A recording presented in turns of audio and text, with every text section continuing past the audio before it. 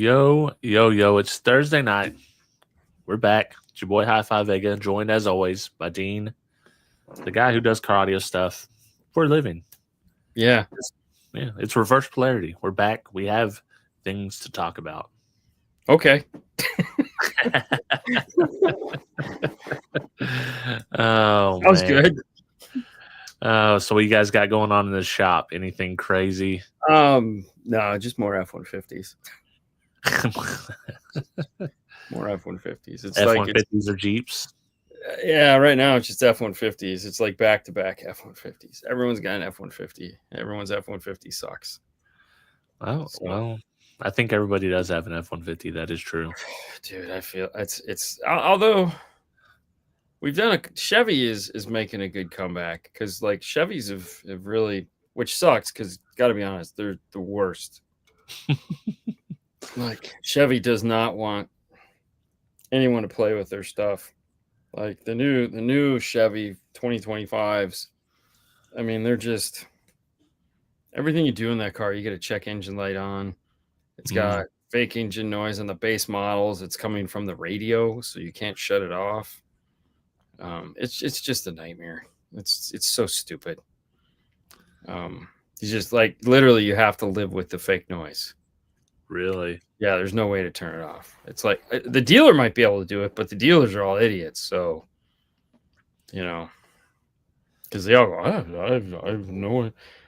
no idea. I've never heard of this before. It's like Jesus Christ. So the fake noise is just amplified? No, so if you do a whole stereo, it's not so bad. Yeah. Because it's everything is going up. Really, the only time you notice it is if you were to turn the volume all the way down. Yeah. And then if you're driving, you'll hear like a just in the background. But it's not annoying. It's not like the subwoofers are going crazy. It's just not quiet. But as soon as you turn the volume up to like let's say 3 or 4, it's just it's not overwhelming. So that's good. Yeah, I mean, we did it in one guy because we always validate that stuff, and the customer was like, "Dude, I don't care. My truck sounds like shit. So, do what you got to do." He's like, "If I got to live with that, what's up, Ken? If I got to live with that crap, then that's fine." I was like, "Okay, it's fine. Whatever works for you." So, whatever works. Yeah. So. Well, I did see the X2 8-channel video. Pretty compelling amp. I mean, for the price entry level price, like I think that thing MSRP is like $1,100, which is great. It's like 1050, I think 1050, yeah, something like that. Yeah. That's and the nice thing is like I talk about in the video, there's a lot of companion amps. And I was talking with Brad today about some of my misgivings and or as you say, my wish list of things that I would like to see in the rest of the X2 line because I wasn't that familiar with it. And I was like, it'd be really nice if we had these things. And he's like, "Oh, yeah, I can do that." I was like, "Okay." So stay tuned. Well, plus I like the way they look better than the Blackbirds personally. Well, there again, the Blackbirds are ugly for a reason. Yeah. That's and I don't see that changing. It doesn't make sense. I mean, what would make more sense is leave the Blackbird alone and just come out with a full-size version of it. Yeah. And just put it in a bigger heatsink that looks pretty. And we've talked about that too, that it's like just leave it the way it is and put it in a pretty heatsink. Make it a bigger heatsink. Just change. I mean, because you really don't have to do much. You just have to pretty it up. And then for the situations where it makes sense to have I reflect no flash, Mark. Yeah, they definitely have no flash.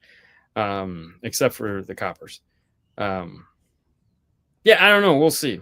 I mean, it's one of those things where that design has a lot of the designs have been there for a while, and Brad knows it, and he's like, I think some of the designs are getting a little old, and we need to go back and look at that. But then again, everyone that they talk to about the Blackbird design, meaning the people that are buying it, the people installing them, people like me, it's like, no, don't screw with it. Yeah. It's going underneath the seat. I want it as small as humanly possible. I don't want to look at it. But I mean, when you look at a Pico, that's right. A Pico's a pretty cool looking amplifier, even though it's basic as shit. So, right, yeah. Well, I mean, Rockford Fosgate had an amp that looks very similar. Very similar to a Blackbird. It's just a black heatsink, and they made shrouds for it. Yeah, back in the day. Yeah. No one. I mean, now it's probably pointless to do that other than looks, but back in the day, they did. The fans did help. The fan shrouds did help back in the day, but nowadays it's not a big concern like it was. And like the places we can stick that thing are fantastic. So, I we have the X2 now. There's one more amp coming out, so there'll be one more DSP amp coming. And then I think that's it for a minute, because I mean, when you think about it, they've released three new standalone DSPs, with the PS6 to 8, and then the 12 to 16 and the 16 to whatever, or the 8 to 16, 8 to 12, 6 to 8, the X2. What else? That's it, right? Oh, and then the coppers. The copper. So we have one more. We have one more that's coming out shortly. And then that I think then they can breathe for at least a minute. Yeah. I feel like the X2 is going to be a seller, man. At that price point with the features, I mean, it's well. And the nice thing is there again, you have companion amplifiers for it. Yeah. So like that 602 or the 606, like, you could take the because it's an 8 to 12, so you got 4 outputs. Mm-hmm. So you could take the 6 channel and do more power on the mid bass and do a 3-way front, rear, center, and sub. Yeah. There's a ton of options that are just like, or if you just want a 1,000-watt sub amp, you have a 1,000-watt sub amp now, or the 2,400 watt that you showed. If you need a 2,400, so I mean, you could do. I mean, there again, you could do the 8, you could do the 8 channel, and then you could do the 2,400, and then you could take the 4 channel and bridge it, and you could do tweeter, bridge for mid range, rear, mid bass on a second amplifier, and then 2,400, like, and have so much power, it'd be sick, because it's 600 watts for mid bass, 300 watts for mid range, 75 watts for tweeters, 75 watts for rear filler, center times 2 on all of them, and then 2,400 for sub. So the options are cool, right. Because even when you look, like, the master of the add-on amplifiers, Audison, hands down. Audison thought this thing through stellar. Like, their combinations are like freaking cool shit. Yeah. But they only have like 1,000-watt sub amp, which isn't really 1,000 watts. It's like, it is. That's what it says it is, but it's, they don't have anything bigger than that, and it's expensive as shit. So, when I was talking with them, they're like, yeah, everyone buys our DSP amp, and then they go buy a Rockford like 1,500 one. It's like half the price and way more power. And it's like, yeah, it's true. But, that's just the European design, is that one 1,000-watt amp that does 500 watts, 700 watts, or 1,000 watts, depending on what ohm load you want to do. And that's all you should ever need. You shouldn't need anything else, you silly people. So, what the volumes they listen to theirs at? I'm sure that's reasonable. I don't know. But, so now we have options. And there again, we've always had these options. We just hadn't had the continuity of the heatsink. Right. Which is what excites me more. Yeah, it's all aligned, and you have the look of it.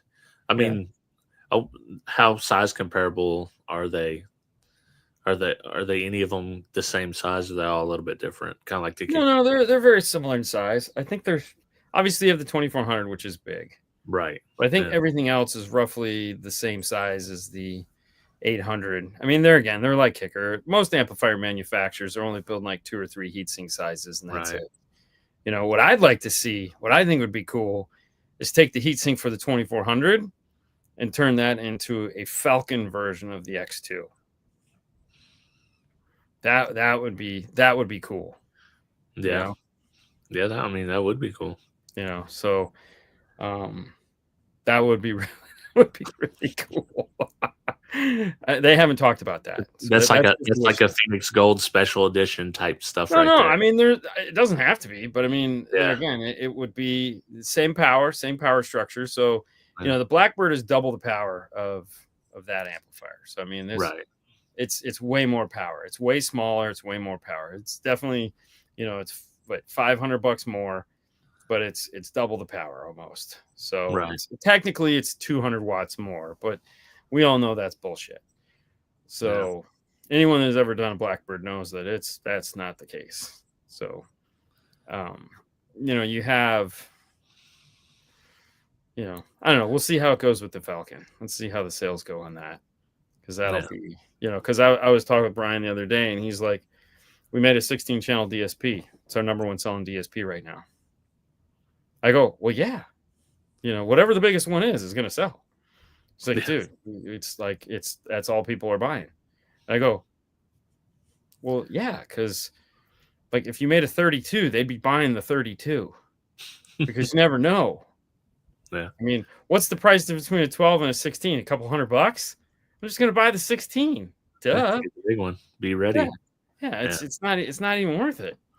You know, so that's where I think the X2 will come in for people that didn't want to commit to a Blackbird. It's like, oh, it's kind of 500 more.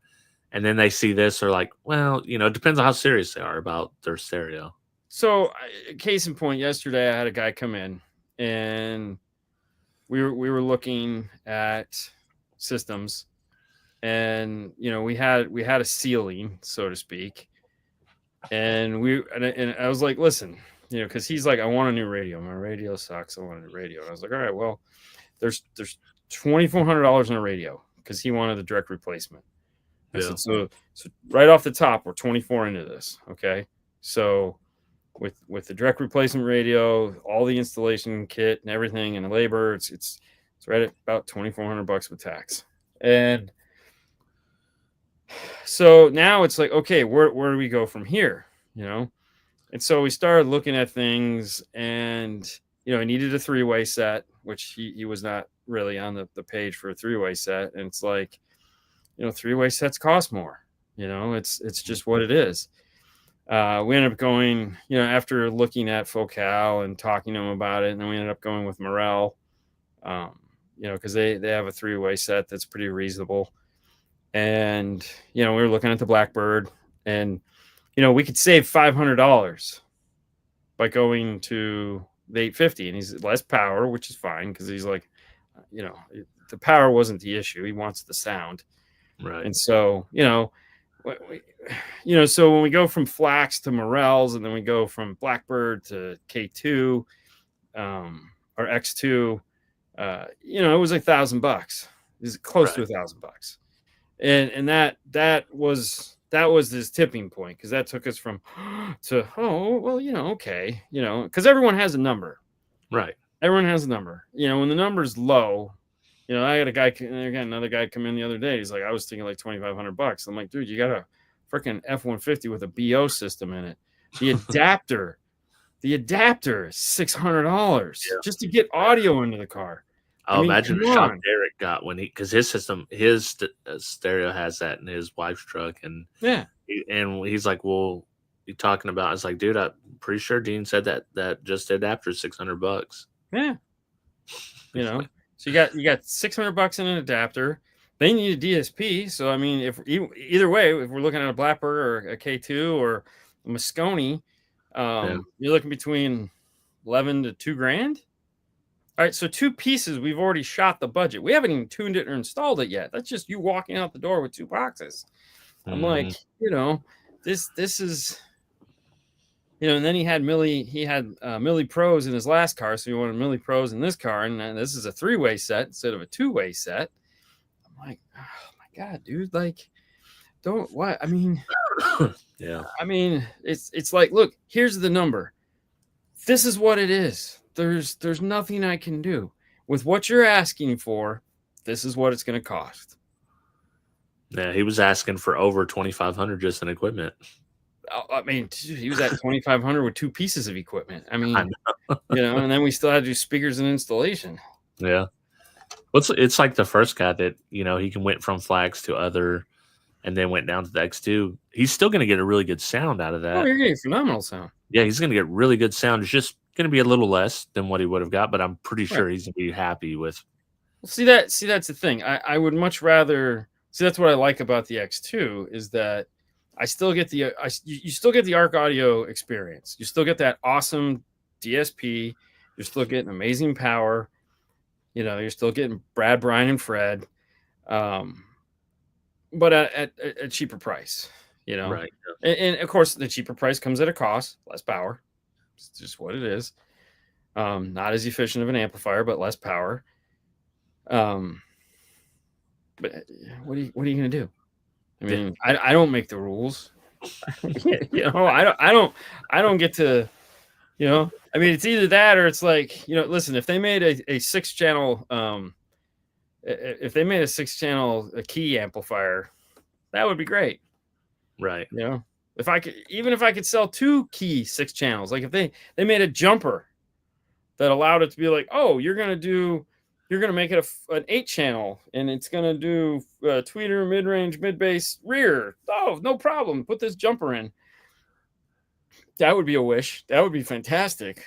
Yeah. That leads right into the wish list. Like that is definitely. That would be a total wish is that like, cause they have a USB on the side of the thing, that would be really cool. But I mean, the processor's not there. That's the problem. The processor's not there. But if there was one more protocol where you could say, I'm using 2 of these, plug it into a USB and then, type something in the computer that says, this is going to be mid bass and rear, and it only needs to play up to this frequency and run it, and the other one is just tweeter mid range.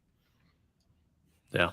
Like, fuck yeah. That's like a 6-channel, just a straight up 6-channel come out, an 8-channel come out. Same power level I'd be fine with. Then later come out with more power or maybe a staggered power or something. But the thing is like we don't even need an 8-channel key. We just need variations on the key software as it is. Like dude, it takes a 12 gauge power wire. I could run 4 of these things on an 8 gauge. They are who cares? Super efficient. Yeah. So if I could just get, one key that knows it's tweeter and mid bass or tweeter and mid range, and then another key that knows it's mid bass and rear, like, sure. That's like $600. Yeah, exactly. $600 and like, what does it take? There's no tune time. It's a half hour worth of labor for tuning, because you just have to run it a couple times and make sure it sounds good. But oh yeah, for most setups, I would say Dude, 50 watts. Here's the thing, man. 50 watts is a shit ton of power. What throws 50 watts off is when you put 2,000 watts to a subwoofer. Yeah. Okay. That's what throws that off. If because think about it, we're building systems with a key. I'm sorry, we're building systems with a key where we put a key up front, so 50-50 on the front, so 200 watts total, and we're 500 watts on a single sub in the back, or 2 subs, depending on what 2 10s, 112, whatever. It's obscene. It's 700 watts. It'll blow you out of the car. Yeah. By normal standards. I mean, it's not like, yo, man, check out my wall. It's not doing that, but for most people, it's pretty adequate. And like when we use a Blackbird, like when we did the Nissan Titan, brand new 2024 Nissan Titan not too long ago, took a Blackbird 6-channel up front. I want to say it was up front. I think we did a 3-way set. I don't know. 6 of the channels were on audio. 2 of the channels were bridged to 2 P2 subs underneath the back seat. My God, like this guy got in the car and he was like, Jesus Christ. Yeah. I was like, yeah, and like we've taken out 6 amplifiers and put a Blackbird in, and it's been louder, sounded better. So yeah, there's so much power in 50 watts that just is not being utilized.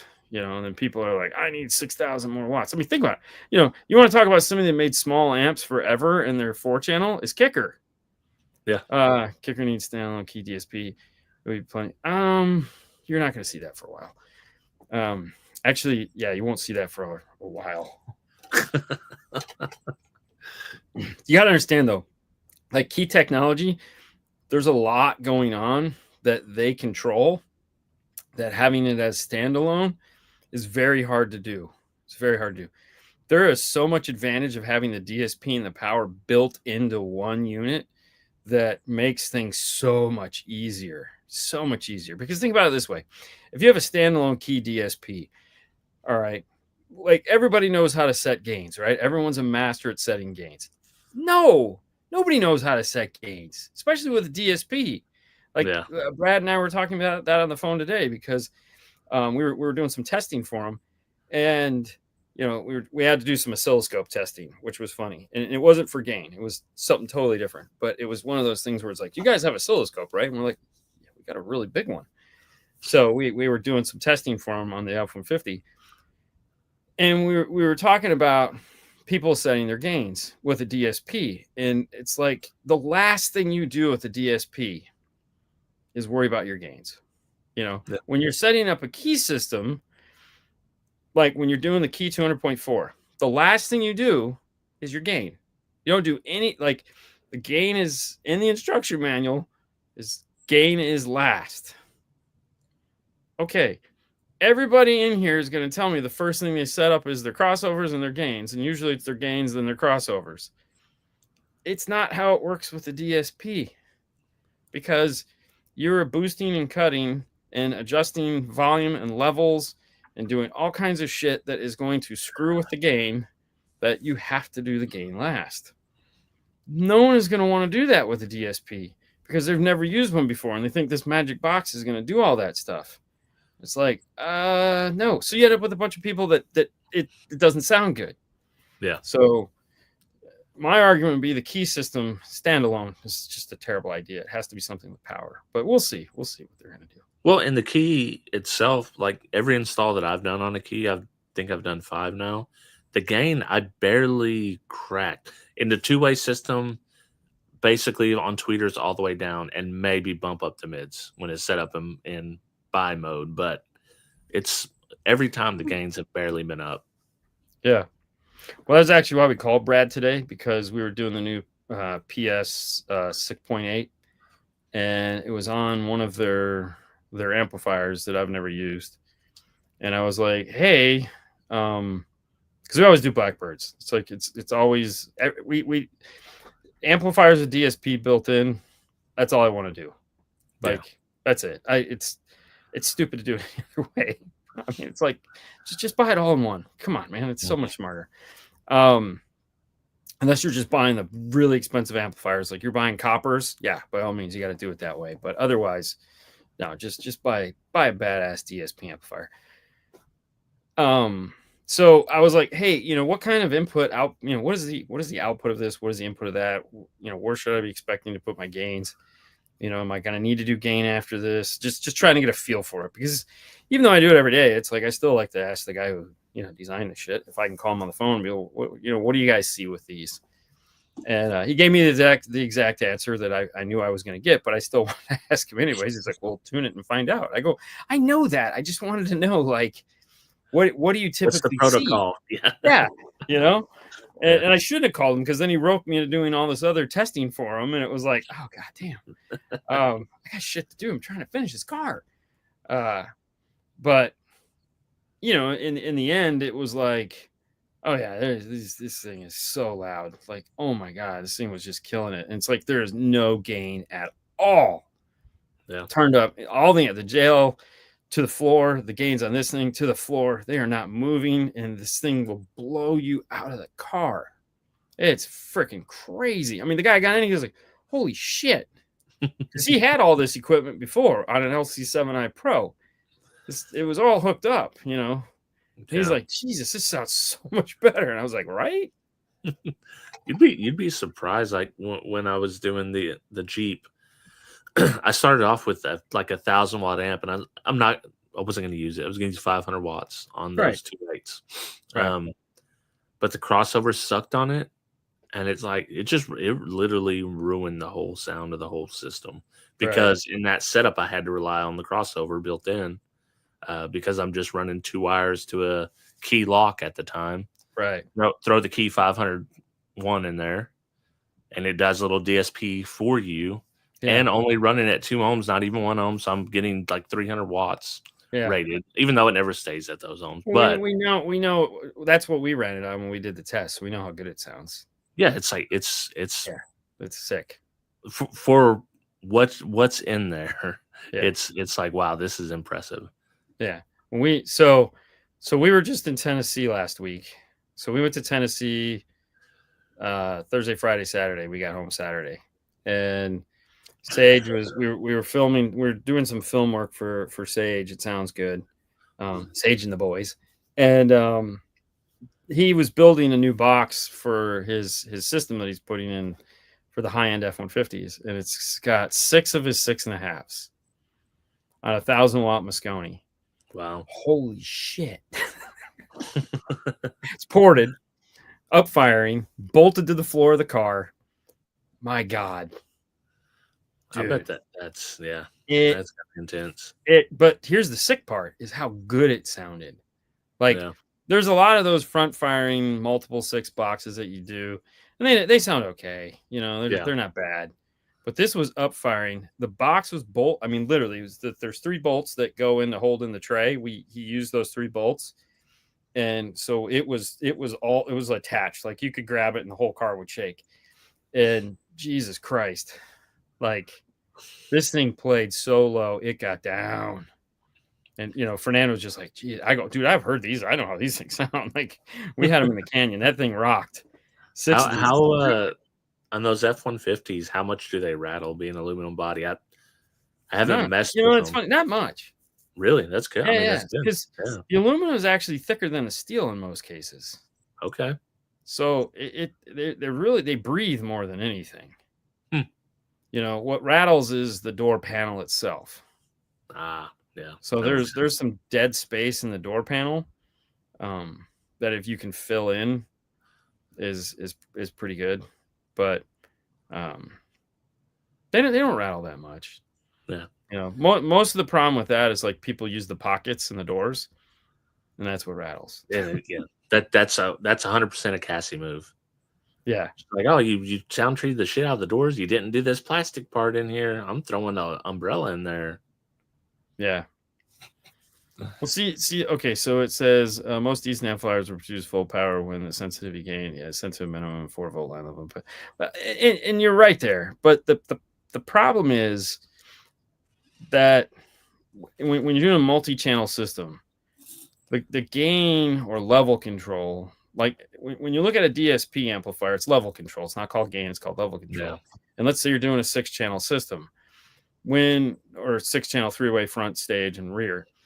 The last thing that you do is channel mixing, just like a studio monitor where you're mixing the channels. You know, like you're in a stadium and you're mixing the channels. And the tweeter, you know, once you get everything to where everything is centered, everything's playing the way it should.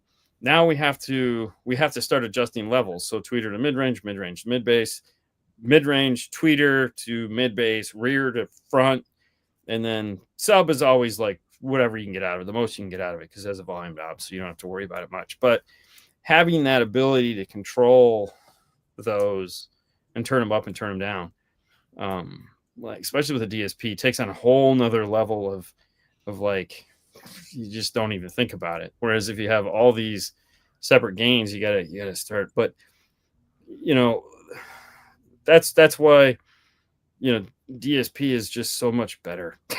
It's just so much better, you know. And even in this, it was like we didn't adjust the gains on it, but we still, we were controlling the level in the DSP, so like those like you can do so much level adjustment in the DSP, in a good DSP. Let me rephrase that, because there are some shitty DSPs you can't do that in. No, hey, look, it's okay. If you like the Arc better, it's all right.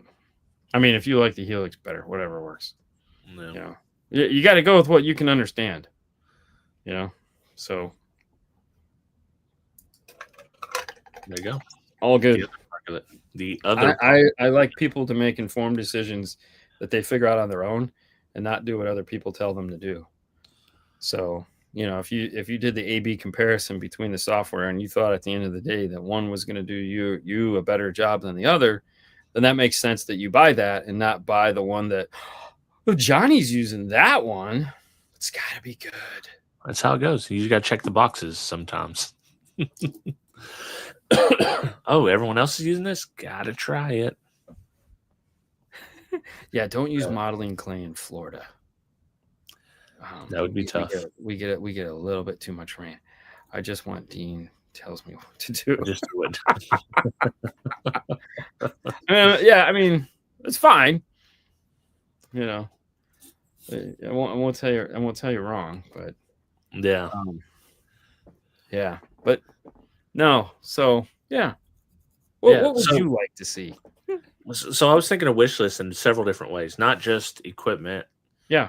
But also like grails, meaning something that you never got that you like get your hands on, something of the past, or even something you like to see in the community or manufacturers in general, like just anything within the realm of car audio. So I would love to see every brand have a DSP amp.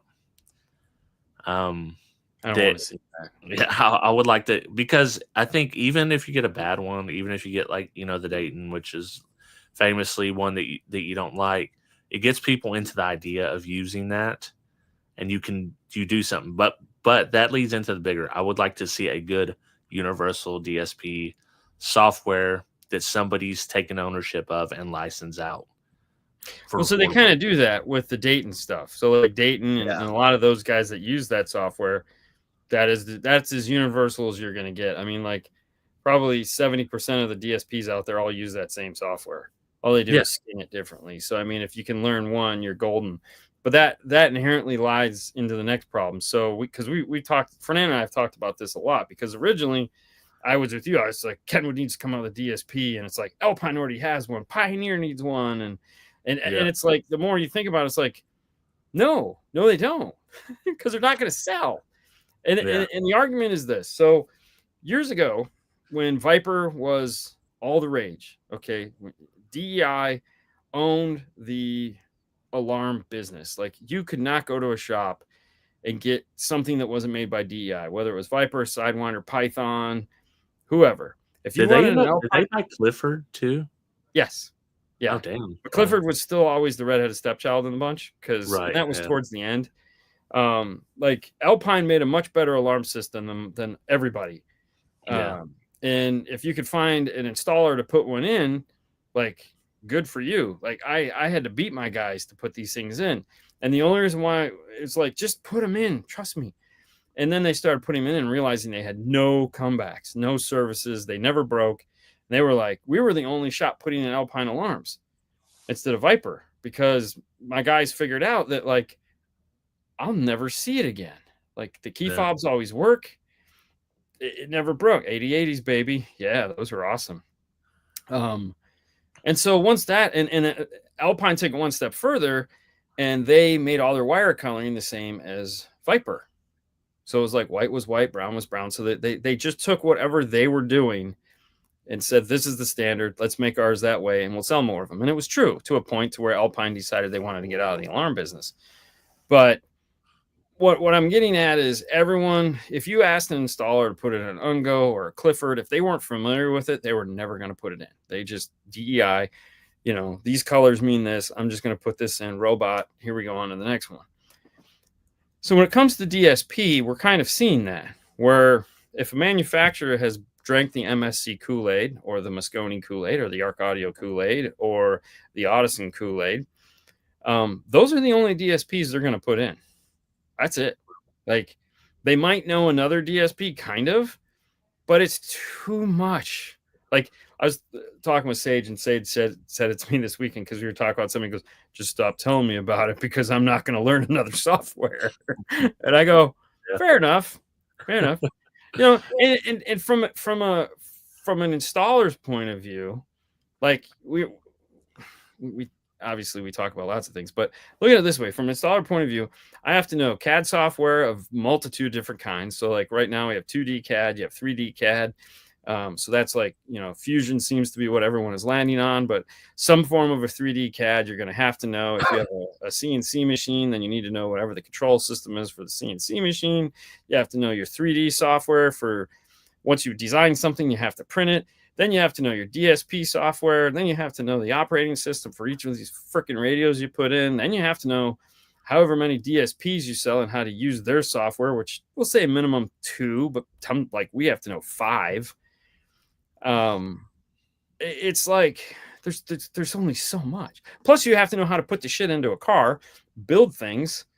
It's like, so if everybody made a DSP software, it would be a fucking nightmare because nobody would sell the stuff. Well, they could all use the same. They could all use the same software. JBL does it. JBL does it with theirs. Theirs is essentially the Dayton software. Right. But that's just because they're lazy and needed a simple user interface. They have much better software. They just didn't want to use it. Oh, I know. Yeah, but this is what I'm talking about, though. The access, not from the installer side, from the DIY. I also wonder how big still is the installer side to the car audio business. Is it still like 80-90% of the car audio business, like installed, sold equipment? It's hard. So car audio in a whole, every car audio brand, every big brand, every little brand, how much of that is sold through brick and mortar stores versus what people were buying online or DIYing? I know at some point it was like 100%. It was 100% for sure when I was. Well, yeah, in the beginning. Yeah. I assume it's a pretty big portion still. It's got to be. Well, I mean, I think the online is definitely the growth space. Yeah. I mean, I know the online people, like, dude, you look at Scar, for fuck's sake. I mean, right. The guy is moving so much equipment, it's sick. Down for Sound wants to be him, but he's still moving a decent amount. Stinger is moving as much inventory as they can through, direct DTC is what it's called. Right. What is it? Where Mary Lou works. Crutchfield is, Jesus Christ. Crutchfield is a monster. Like, shout out to I love, like, as far if I'm ordering online and it's price comparable, I'm 100% going to buy it from Crutchfield. Yeah, like, so Melissa says, as far as shops, once you've trusted one and understand how to DEQ and set it up, analyze it's hard and want to switch because we have to nail it perfect for a customer spending lots of money. Yeah, and that's just it. It's 100%. You find a comfort zone, you find something you can repeat, and you can make money on it. Because if every time you tune a car it takes 5 to 6 hours, it's like, and you're going to charge the customer to learn? Like, no, you have to be able to figure it out and repeat it and move it faster. Otherwise you're going to go out of business because you can't make money. I mean, you can charge them, we charge for tuning a certain amount of time, and that's it. It's like, hopefully you get it. Today we ran into a couple headaches, a couple issues that took longer, so that was on us. We didn't it, but it happens. We'll know for the next time. But right. So, because we're all like, oh, Kenwood needs a DSP. Kenwood does not need a DSP. They do not. They need a better radio. Well, a radio with a better DSP. How about a second wish list item? What about radios with straight up full DSPs in them? Well, yeah, no, and there again, when you look at the Horizon, the concept of the Horizon is fantastic. I mean, the Stinger Horizon has 8-channel preamp output. The 4 of them are for front, so you can do, you have front 1, front 2, full crossover, full time delay for all 8 channels. It has a global EQ, which is, I think I don't remember how many bands it is, but it's more than 13. So the points are stupid. The points are dumb. I was like, where did they find these numbers? Like, these don't make any sense. But whatever. I mean, it's there. I have an unused. Love it. So there's definitely room to do that. And the radio manufacturers need to figure this shit out, because like the new direct replacement is a great idea, but it's expensive and it's going to be slow, meaning not slow functioning. It functions fast. It's great, but they're slow to react. Like, if it's not, it's Japanese company. So if it's not going to do gangbusters right off the bat, they're going to look at it and go, oh, we spent a lot of money. Is it worth all this? Mm-hmm. Well, yeah, but you have to understand, we have to change the mindset here. Like, you still don't understand how many people I talk to that go, oh, I have to do this radio. What am I going to put in here? A fucking direct replacement. Like, where have you been? And they go, oh, yeah. Like, even Paul screwed up the other day. And I was like, dude, why didn't you sell the direct? Oh, because it's a 3.5-inch screen. That's what this is for, you freaking idiot. And he's just looking at me going, oh. And I'm like, oh my God, like, dude, come on, know your equipment, man. But there again, that's the thing. So when you look at like a direct replacement radio, it should have had 8-channel preamp out. It should have had all these things, and it didn't. It should have 6 channels of power or 8 channels of power. They have the room. Yeah. They just keep putting the same shit in smaller and smaller boxes. It's like, dude, cool. Give us more stuff. Like, okay, if you look at a Volkswagen, okay, like a Jetta or an Audi, all right, the radio has 6 channels. It has front, rear, sub, and center in the radio. It's like, who the fuck is building this? And why can't they build this? Like, so everyone is pissed because iData didn't come out with the Bose adapter for this at launch. They didn't come out with it. I was like, why are you mad at them? You should be mad at yourselves, because you could have easily put another op amp inside of there that gave you 6-channel powered output with sub. And that would have been enough to power up that Bose system in pretty much 80% of the cars that's in. So that's on you. That's not on them. You fucked up. You could have made a better product. You didn't. You relied on your old ass technology and put it in a new shiny box. And then you're blaming somebody else. It's like, no, that's not right. Yeah. Screw you guys. You guys are just lazy. Yeah. Preamp head unit only unit would be nice to see again. Yeah, but the reason why you're not is because most of the preamp head units, the preamp and the amp are the same circuit. It's actually cheaper to buy that circuit than it is to buy a preamp circuit.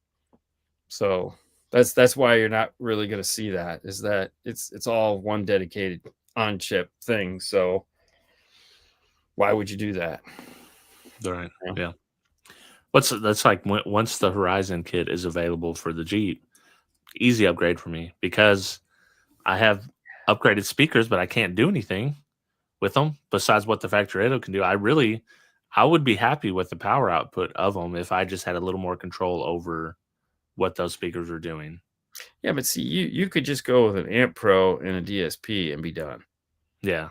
So that's just you being lazy. But I know, and I just don't want to literally, that's exactly what it is. Because right now, what I have, it's good enough. It's good enough. You can go out of that radio into any ARC Audio product with AR and have the cleanest, most bitchin' output, period. Well, see, the thing is, like with Cassie's like, well, we should put sound deadening in here. And I was like, why? I could hear everything in this vehicle. It's a soft top. It's a Jeep, not built super well. Right. I mean, it's okay, but you can hear everything through the doors. You get everything through the roof. Yeah, Like, yeah. what's You the got a point? fiberglass top or a cloth top. It's not going to matter. Yeah. Right. Yeah. Yeah. You can sound treat the hell out of it. Yeah. It's going to make it way more. Yeah. Yeah. And Jason, you will see more radios with digital out. I mean, it's just there again. It's a premium function right now. They're getting some money for it, so they're just going to see what it does. I mean, which is dumb. I mean, let's be honest, it's dumb. You know, these companies building these radios, it's like the demise of the head unit has nothing to do with the car that has what we call an unreplaceable head unit. It has to do with the companies that are making the radios are too freaking lazy to do the right thing. And then when you look at the companies that are like these cheap white box radios that are making these really cool, things, but they're not taking it to the next level. They're doing good enough work. So it's like the whole head unit industry is more or less lazy. And it's like, come on, guys, like help us out here. Like, well, sure back in the day, you could sell a single DIN or a double DIN to just about anybody, and they could put it in themselves. Look at a small tutorial, whatever, you get a dash kit and put it in. Now it's like anytime you touch any of that, you need to seriously know what the hell you're doing. Yeah. Otherwise, I mean, you could really screw something. Luckily, like my Jeep's so simple that, I just literally ran signal wire from the full range speaker to get the sub signal, and that's good enough. But not all of them, like the Mercedes or any all pass filters, is just too much. Yeah, so Melissa brings up an interesting point where it says calling me crazy, but Toslink to me isn't a deal breaker, especially with all these vehicles that have chimes everywhere. I think RCA for an Amp Pro is fine most of the time. Maybe I'm the minority. No, actually, see, that's a good point that she brings up. And the future of that is the AR module. So realistically, the solution for that is like if you an AR module that talks to the car that's Toslink out into the amplifier will be able to tell the chimes where to play. Yeah. So that's what the digital, that's what the iData interfacing is for. It's not just for sound and whatnot. It's also to make sure that things go where they're supposed to go. So future tech is, that's not really an issue. Analog sucks. We just need to tell the digital side of things that the chime needs to be on the left, chime needs to be on the right and front and all that other stuff. Because what she's talking about now is like, let's say you do an Amp Pro and you have to put it in 2-channel mode to do Toslink, which means all the chimes that happen on the front and back right, or all the chimes have on the front and back left, now just left, right. So if you're in reverse and your car beeps out of the rear speakers, with Toslink, it's going to beep out of the right speakers or the left speakers, all of them. So the common sense would say, well, you're going backwards. Chances are good that you're seeing what's behind you, and if you're going forward, you're seeing what's in front of you. But it is still one of those things where if I have sensors all around me, they're making all kinds of surround sound noises, I don't necessarily want to lose them. The downside to it is that most of the car, like Amp Pro and a F-150, you're going to have noise over the RCAs. I mean, the likelihood that you're not, it's thin. It's possible. Every now and then you get lucky. But most of the time, there's some stupid freaking noise there. Toslink disappears. So from that perspective, it's just like a time saver. But there are some caveats to it that do suck. So those are discussions you have to have with the customer beforehand so that they understand what they're stepping into. And the same is true with like a Kenwood head unit. But the funny part is, like, let's say at a GM and you put a new head unit in and there's the chime. They give you one speaker that goes in the center of the dash now. So anything that was making noise is now chiming out of the center of the dash. Having them go where they need to go is definitely one of the things that they have to work on, because those are the things that are people aren't going to want to lose. I want my backup sensors to be where they're supposed to be at. So, but now here's the fun part. If you do a DSP and everybody wants surround sound, so you had a center channel and surround, and the car didn't have that, well, guess what? You're going to want left sensors, right sensors, because the rear is not the rear anymore. So you'd have to have a DSP that's capable of shutting off surround and giving you just rear. Otherwise, the sensors might be making noises and frequencies that you've cut, or they're not as loud. So you could have a backup sensor that used to go ting, ting, ting, ting, ting, ting, or ding, ding, ding, ding, which is now because it doesn't. The up mixer is fucking it up. Yeah. So it's there's always a bigger conversation to have, more things to think about. So in the case of up mixing, having everything just left sound, right sound makes way more sense than having it come out of the four corners. So there's always good and bad. It's give and take. It's car audio. Yeah. So what are you willing to sacrifice to get what you want? It could all be solved with a standard, which isn't next on my wish list. Most people are scrolling on Facebook while driving. God, please, no. I mean, if they have a Tesla and it's driving itself, go for it. No. So the problem with like the DAP has the head unit is you still need a knob. You know, and then there's just no good place to put a knob in most cars. I think the head unit is still the best option. Because it just, there again, I'm old, so I like the central location of whatever this is, and with all the information there. Something that's this small, when I have this big screen in front of me, just seems wrong. Well, and I hate controlling the volume with the volume rocker on your phone. It's like, this sucks. Well, and there again, you could use, everyone has like a conductor or radiator or whatever whatever they're calling our knobs these days.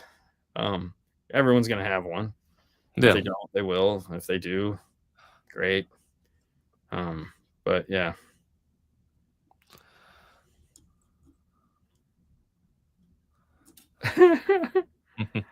Oh, 2000 Chris, the blinker chime Metro had. Oh, that relay chatter was terrible. Yeah, that was bad. That was so bad. Yeah, they just buzzed their relay, which is freaking hilarious. Yeah, customer's super pissed. Yep. Good times. It's just got to be a nightmare to do this job in 2025. Well, it's funny because so let's talk about chime for a minute. So, Radio Pro so if you do RP4, RP5, they had an RP3. They used to have a C2R. These were all their Stingers generic or PAX generic harnesses, and then they replaced them for Radio Pro. Okay, so the Radio Pro, which is the newer interface, you can still get the older ones, and the older ones are cheaper, but the Radio Pros are better, more expensive. They're more like iData, not functionality. They're just built better. Okay, they don't do RPM or any of that cool shit, but they're just built better, more thought out, modern chips. But the chime between the two, so the RP5 just has a stupid little piezo speaker that goes in the dash and it goes ding, ding, ding, and it sounds terrible.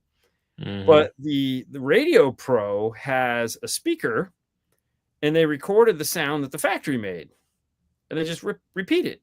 So if you had a nice ding, ding, then it's the same sound coming out of the center of the dash now through the speaker that they give you. And it's like trying to explain that to a salesman, like, hey, upsell them on this because they're going to want it. And it's like, yeah, but it's like $50 more. I might not be able to close the deal. Well, what was you guys just did an install where you put the speaker back behind the stereo? Was that? So that's so that was probably an iData. Yeah. And that's a GM, and GM, they give you a speaker, and the speaker is fucking loud. That's the one. You turn it all the way down, and we turn it all the way loud on video. It sounds. Oh yeah. It's they want to make sure you hear that goddamn chime, but it's a beautiful sounding chime. Like it's not. It's a full speaker. It's recorded track that they're playing back. It sounds fantastic, which is why Pack changed theirs. But it's loud. Like you almost have to tape it upside down and put it in the dash. Yeah. It's just easier, just buried in the dash, and it's okay. But yeah, we wrap it in truck liner. Yeah, done that many a times. But yeah, you attenuate it down, and you hope to God by the time you get the dash all back together, it's not like. But I mean, that's what the factory does too. So the factory has theirs buried in the dash somewhere. Yeah, they want you to put it down in the footwell, and it's like, okay, let's put it under the carpet in the footwell. Like put it in the hood, put it under the hood somewhere. Put it in the fucking trunk. Jesus Christ. Yeah, it's so silly. But yeah, it's good. When we got back on Saturday, so we flew back. We got up at 4:00 in the morning, Tennessee time, and flew back. We had to stop on the way back because the battery in my car died. So we had to pick up a battery for my car that was already in the install bay waiting for us to come back. Then we had 3 radio installs we had to do Saturday. Oof. And all of them were just like a radio and a backup camera, a radio and a front and back camera, a radio and a dash cam. It's like the new Deccan 4. Dude, dash cams suck balls. Like they just suck balls. I just bought one and I haven't installed it in Cassie's car. I've been meaning to, but I'm gonna get there. Balls. I hate dash cams. No, I hate them so much. They're just so stupid. They're great. Like everyone should have a dash cam. Right. They just suck to install. To put them in, yeah. Yeah, they're just could they think of this shit? Like, could you do something that doesn't suck? I only do Blackview. Yeah. I mean, we do the Kenwood. I like the what was it? The hell, I can't even remember the ones we were sponsoring for a while. Those are really nice. Like that's what everybody has because we had to film them to install them. But yeah, the Kenwood's nice. It's just they don't think this stuff through. Dash cams are great once they are installed. Yes, 100%. Like everyone should have one. Just stop asking me to put them in. Yeah, just get someone like Dean to put them in, but not Dean. Yeah. I mean, I'll put them in. I don't care. It's like the amount of time it takes, though. It just sucks. Thinkware. Yes. Thank you, Ken. No, the Thinkware, we did lots of Thinkware. And they have like a multicam one where you can add 2 extra cameras to it, which is really cool. We never got around to putting that one in, but I was like, ooh, yeah. Like it's hard to know with dash cams what are like legit brands because there's so many. A lot of them you could tell straight by the name. It's some like English type thing. Trash. Most of them are trash. Right, most of them are. If you buy a dash cam and it has too many pictures on the box, yeah, it's a bright box, it's trash. You buy a box straight fucking black with just some basic ass writing on it. Yeah, that's the one you want to buy.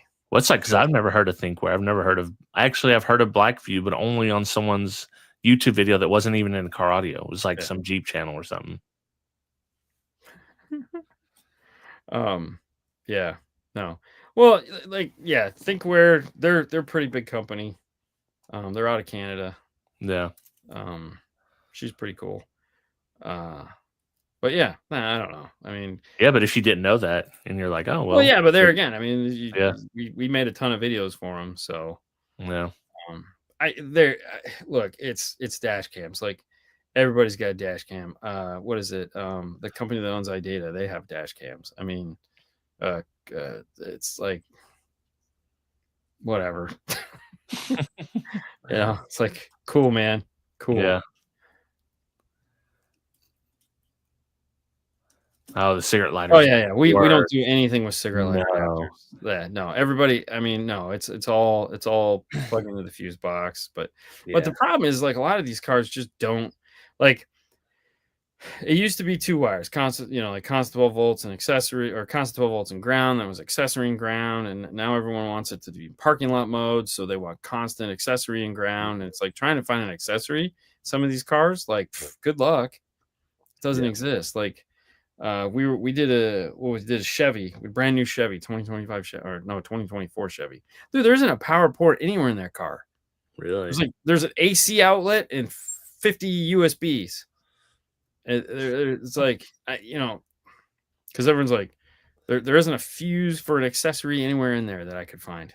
Wow. I'm like, this sucks. No. I was like, all right, he's getting an ING3. So, but they're also expensive. I like expensive. Yep, direct text for accessory location. Yeah, but there again, I don't want to cut into a harness to put in a freaking dash cam. No shit. That just seems dumb. Listen, I'm making a confession here. I bought, and I don't even remember the brand of dash cam I bought. I just seen good reviews on Amazon, and it had the hardwire kit, right? Yeah. But it's not going in my vehicle. If it's going in my vehicle, I probably would have got the Kenwood. The one nice thing about the Kenwood is that the rear camera is waterproof. Oh, okay. Yeah, that's nice. It's just ugly, but it is waterproof. So if you do have to put, I could put it in the back of my car. We actually have one to put in the back of my car, and it probably should at some point get to it. We did run a zero gauge to the firewall of my car when we had the battery out. Oh, damn! You're ready. One step closer. Zero gauge sitting in my passenger well. So that's the one thing I like about the Jeep is they put a pretty decent backup camera in there compared to what I've seen. Now Cassie's, she's got the upgraded help driver assist, so hers look really nice, but her screen sucks compared to mine. So, yeah. What can you do? I'll let you know. I'll see what I can do, Melissa. That's it for today. Yeah, we good for next week. I'm good. You good? Are you in town? I'm in town next week. Yeah. I don't. As far as I know, I don't leave again until which will actually be here, but we're gonna be at a boat show with Modus. But that's sometime in October, I think. Oh, okay, cool. So thank you, Austin. Austin came and hung out with us when we were at because he lives in Tennessee. Oh, okay. He came out and hung out with us for a little bit. And I'd seen it on Instagram Live, but I didn't get to catch any of it. So I made him laugh. That's about all I'm good for. That being said, we have a very interesting show to talk about. In the next one. So crazy stuff. It ain't Superman. All right. Yeah. All right, guys. Have a wonderful night. We'll see you next time. All right. Click the link. Follow us. Bye. Bye.